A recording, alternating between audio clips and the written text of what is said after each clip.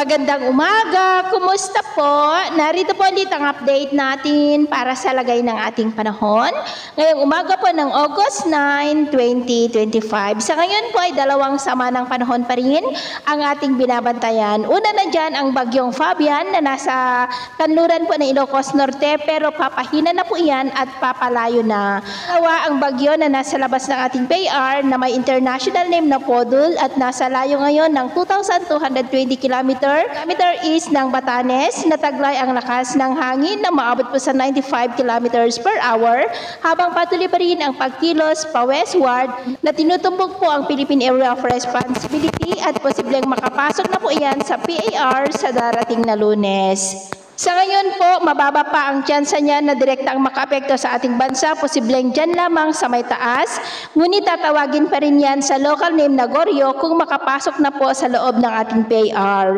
At sa ating long range forecast, maliban sa bagyo na ating binabantayan ngayon, ay wala naman pong bagyo na kasunod na nakikita na tatawid dito sa ating kalupaan for the next 2 weeks. At sa lagay ng ating panahon ngayong madaling araw, ay maayos po ang panahon sa malaking bahagi ng bansa maliban lamang sa mga tsansa ng mga isolated rains sa ilang bahagi ng Catanduanes, Legazpi, Sorsogon, Masbate, Ormoc at ilang bahagi ng Palawan. At mamaya po ay sisikat ang araw sa malaking bahagi ng bansa.